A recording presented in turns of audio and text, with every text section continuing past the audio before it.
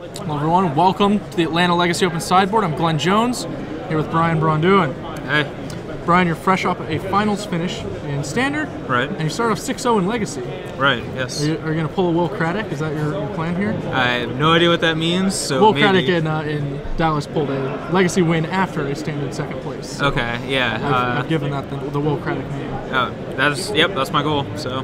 All right, well... I might pull a Brian Braun-Duin, which is a Legacy second place after a Standard second place. So. I know that a double second place weekend is well within your range. It definitely is. So. Okay, so you're playing Jun, but not Jun as a la Pat Cox, I guess we should say. Right. From Denver. You've added Punishing Fires, another change that I saw spring up in Dallas, I think.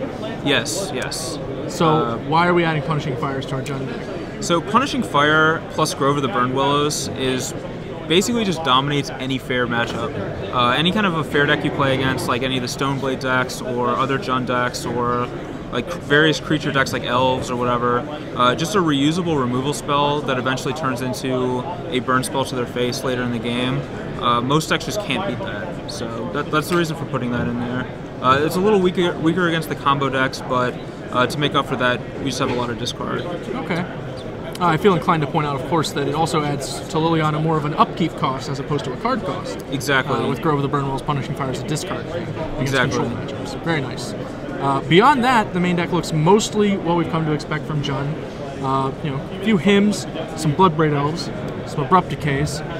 You do have the full amount of Grove of the Burned Willows. Did this affect how you built your mana base? It did. I cut all basic lands from the deck, so... I had to cut the basics to make room for the Groves, and personally my legacy theory is I don't really care about basics. Like, I don't care about getting wastelanded. I just play decks that have a lot of land. Like this deck has 24 land and 4 Deathrite Shaman. Okay. So, I've been wastelanded a few times today, but it's never kept me off of casting my spells. Yeah, honestly, I think that Deathrite Shaman decks really can afford to take wastelands a lot more often, especially because so frequently you can play a Deathrite Shaman like on the draw against whatever they did, and even in a normal spot, wastelanding you on your first land would be pretty great, but the Deathrite Shaman play, not that impressive. Exactly. Okay, so no basic lands, so we're icy on wasteland. Did you ever consider like a Life from the Loam, like a bullet, either in the main or the sideboard? I'm just curious. I did consider a single Life from the Loam in the board, but from my experiences playing a very similar bug deck, I just actually didn't get a lot of mileage out of Life from the Loam. Usually when I was loaming wastelands, I was winning the game anyway without it.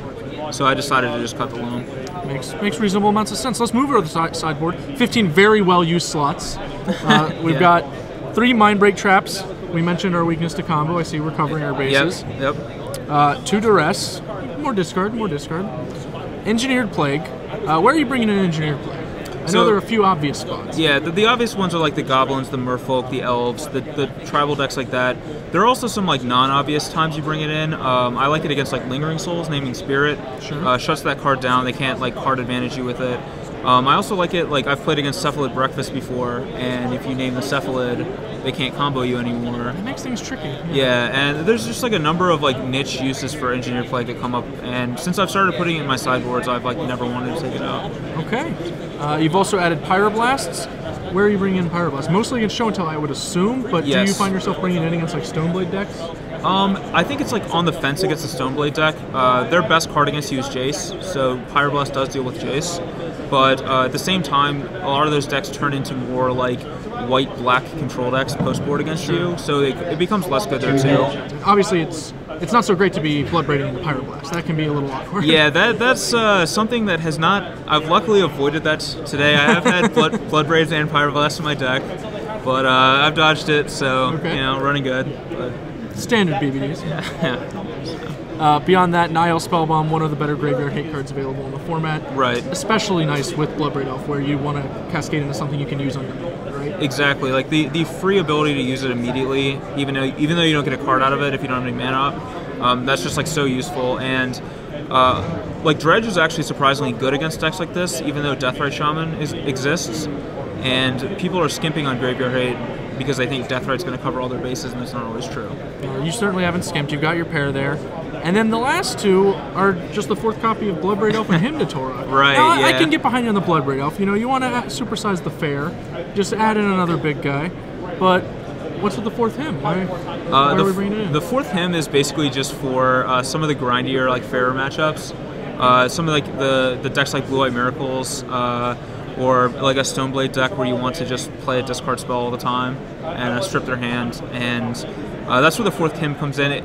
It's possible it should be like a 3rd Duress or just another card entirely, but I just threw a him in there. So Sure. the Blood Braid is a mistake, should not be in the board. It should just be main deck. I've boarded it in all 6 rounds, and yeah, it's been amazing. So I think that might be a metagame call, but that's fine. That's fine. Do you bring the him in against the combo deck as well? Just cross your fingers, hope you get him. oh yeah, of course, yeah. Just, I assume. But.